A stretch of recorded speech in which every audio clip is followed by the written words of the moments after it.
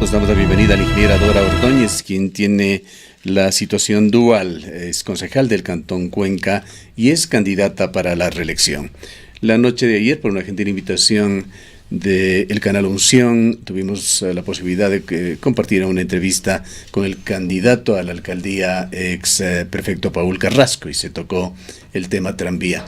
Una situación que deja una altísima deuda para la ciudad de Cuenca, deuda que no va a poder ser asumida por el gobierno municipal, salvo que se consiga por allí algún tipo de subsidio, que no se sabe por dónde va a venir. Pero no solamente es la deuda asumida, es también la falta de vialidad en este proyecto.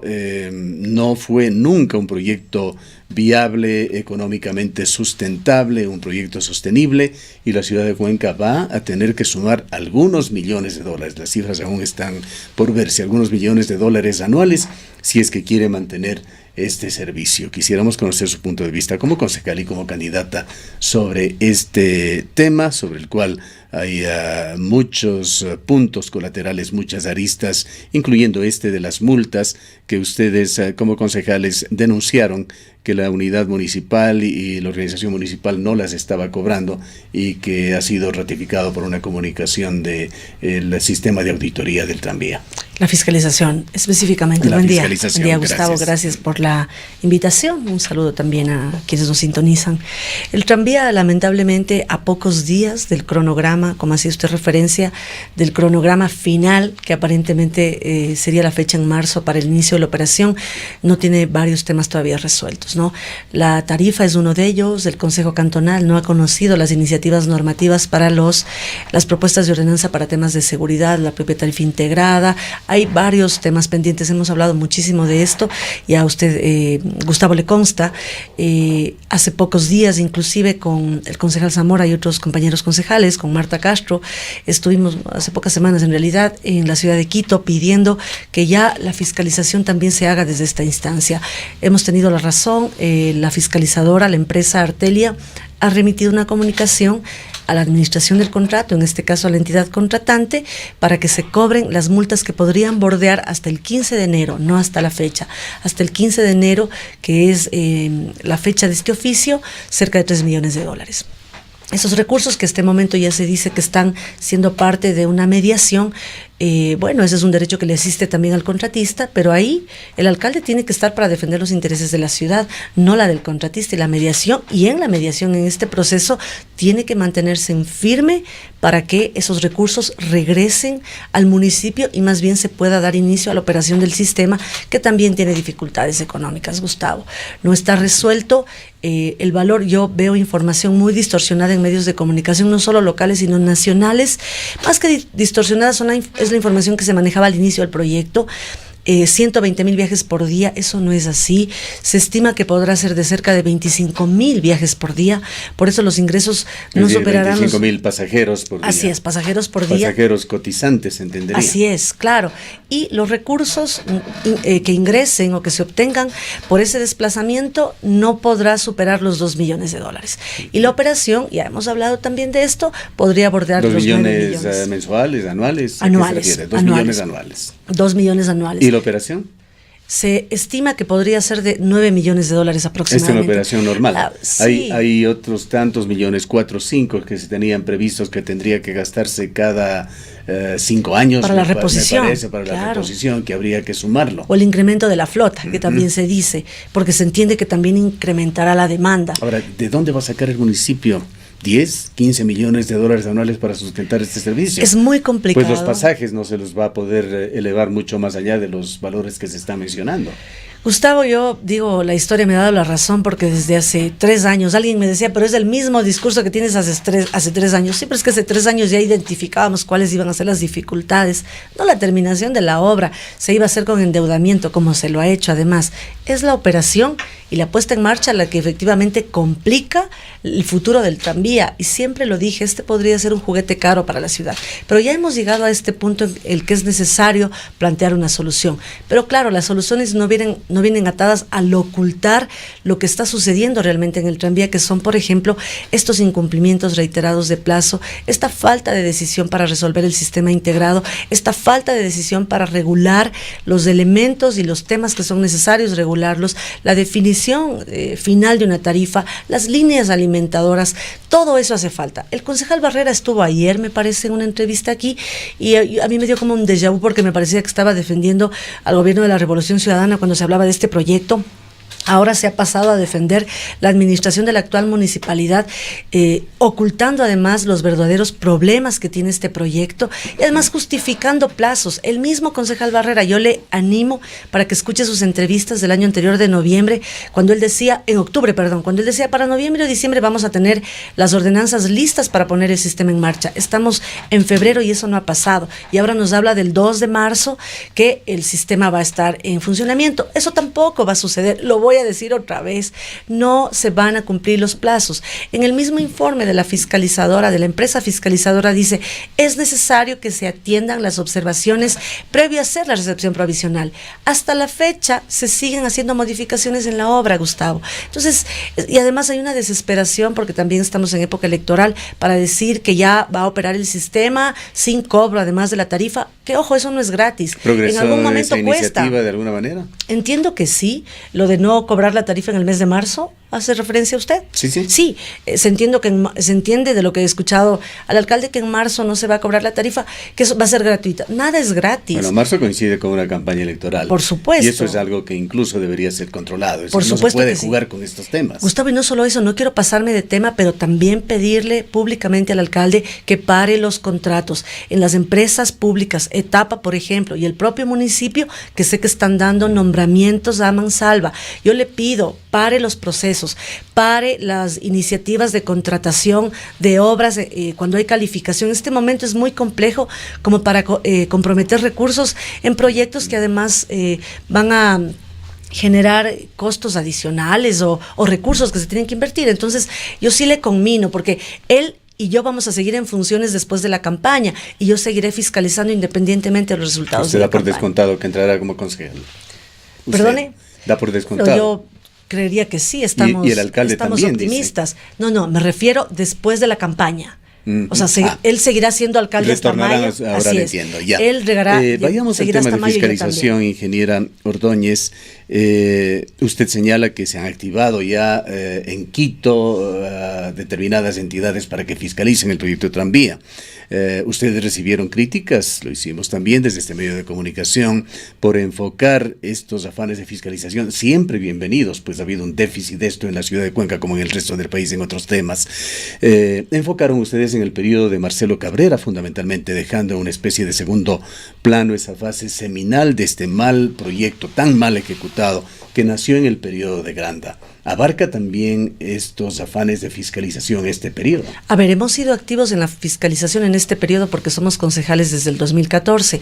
Yo no fui concejal en el 2012 cuando el proyecto se aprobó. Pero eso no quita sin embargo, que tenga que realizarse sin duda, de una manera global totalmente, un análisis, una fiscalización, una auditoría del proyecto en su conjunto. Tan es así que el expediente que presentamos a la Asamblea Nacional, a los asambleístas de la provincia de La Suay, incluye el informe de Contraloría primero, que hace referencia a las responsabilidades de la anterior administración en las deficiencias contractuales, en la concepción misma del proyecto. Lo que nos preocupa incluso es que los 7 años que establece la propia ley para que se generen estas responsabilidades podría fenecer en este año. Por eso es necesario que ya desde el ente de fiscalización nacional, porque hay recursos públicos del Estado también, entren a fiscalizar activamente. Nosotros llegamos hasta identificar y además advertir cuáles son los problemas que tiene el avance de la obra, pero no somos ni contralor, ni somos juez, ni asambleístas nacionales también para poder fiscalizar al contralor, que es lo que le correspondería a la Asamblea, y por eso hemos querido que la Asamblea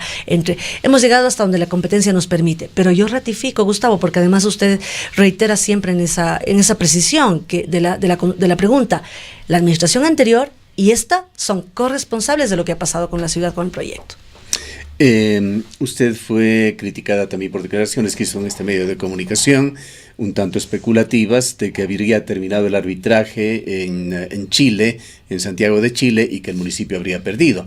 Se hicieron aclaraciones por parte del municipio, particularmente del asesor legal Carlos Castro, en el sentido de que recién se estaban desarrollando estas instancias que me parece terminaron hace muy pocos días. Los resultados no se van a dar aún, pues siguen otras instancias de este proceso. Las hubo en París, ahora en Chile. Pero se ha seguido especulando sobre el tema. ¿Qué nos puede decir usted sobre un viaje reciente del alcalde a Francia? Justamente para atender una audiencia relacionada a este proceso. Y las audiencias siempre tienen ya documentos y notificaciones con ciertas decisiones de los jueces. Por eso... A ver, ¿me repite lo que dijo? Cuando se notifica respecto a un proceso es porque hay elementos que se han presentado dentro del proceso. Y obviamente se notifica a las partes con decisiones que habrían tomado y a los jueces. Para eso se notifica a las partes para presentar también sus pruebas de descargo. Por eso es que nosotros hemos hecho referencia a que eventualmente este proceso se haya perdido. Y claro, es además justificado que el doctor Carlos Castro haga ese tipo de declaraciones después de haber sido uno de los abogados que facturó $75,000 por este contrato.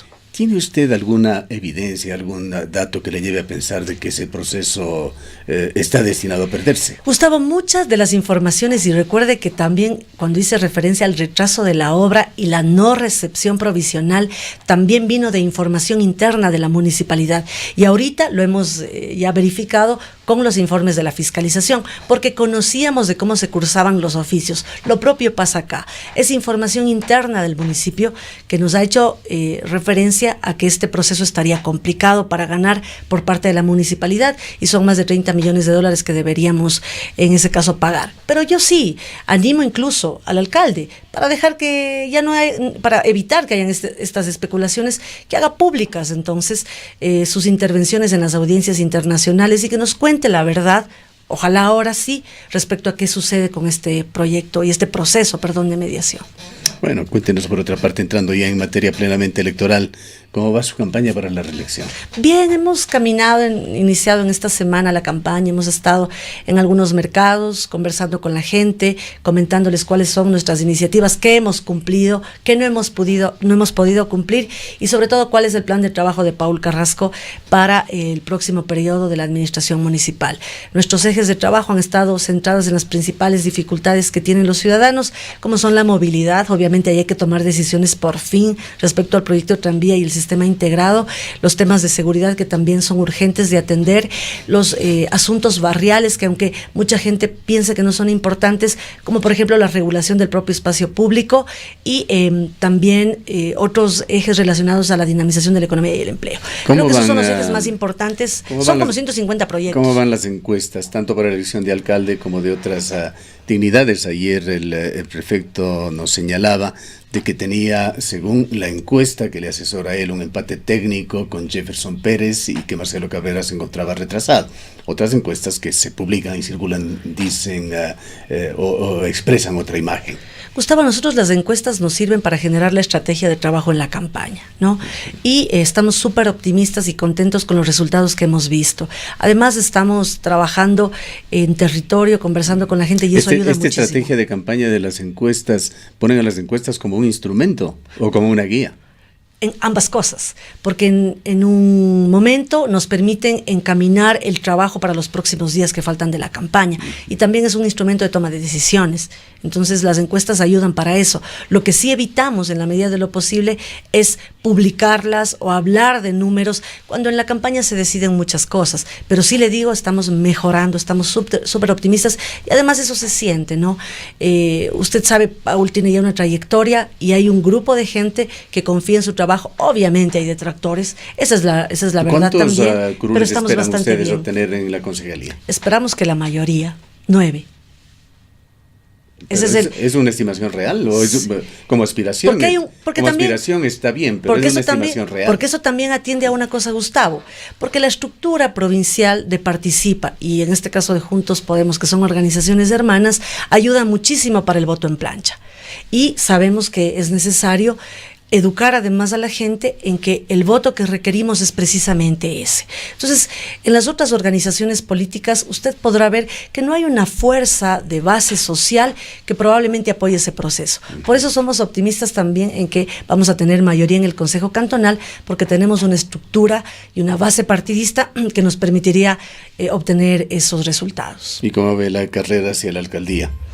Bien, también encaminada, ya creo yo que en una semana haremos una valoración sobre la tendencia, y usted sabe que eso también ya se ha dado históricamente, marcamos la tendencia de crecimiento de otros candidatos en bajada y eso también ayuda.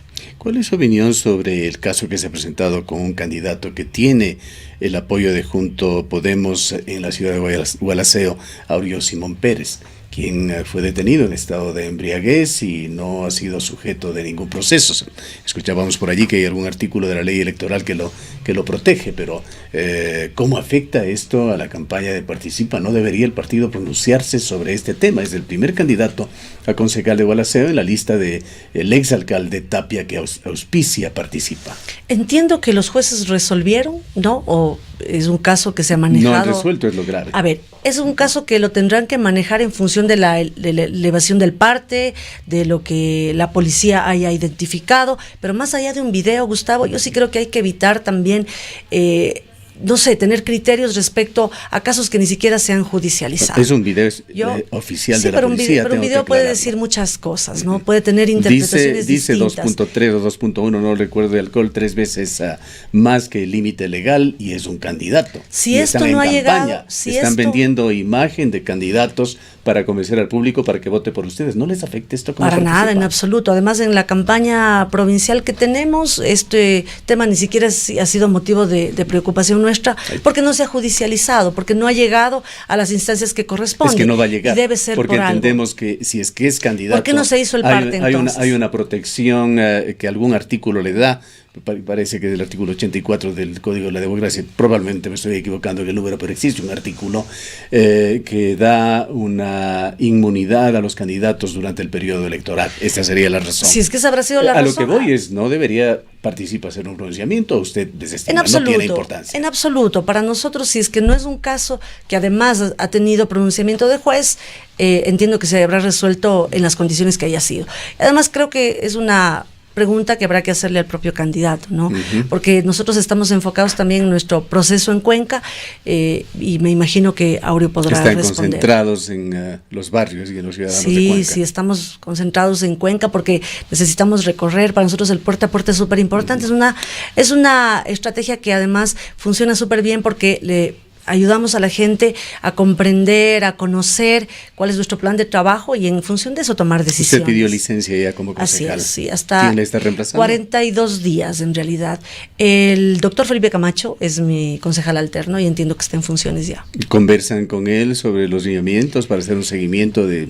No he conversado con Felipe hace algunos meses atrás, pero Felipe conoce, por ejemplo, cuál es la dinámica de la Comisión de Urbanismo, que esa es la más compleja y la que amerita atención particular. Por lo demás, Felipe recibe las convocatorias del orden del día de la sesión de consejo y tiene su propio criterio. Yo no planteo el mío, él tiene su criterio. Tema final, como mujer y como política, ¿cómo ve usted la destitución del asambleísta Ana Galarza?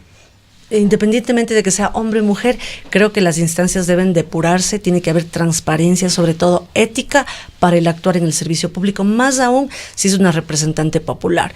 Se ha tomado la decisión, se han habido informes y hay los votos correspondientes, pues así tiene que actuarse. Ojalá en los entes locales también hubiera la posibilidad de poder fiscalizarnos entre nosotros. Bien, queremos agradecerle por su presencia. Gracias, Gustavo, siempre es un gusto. He escuchado a la ingeniera Dora Ordóñez, candidata a la reelección como concejal por las listas 33, 62, Juntos Podemos Participar.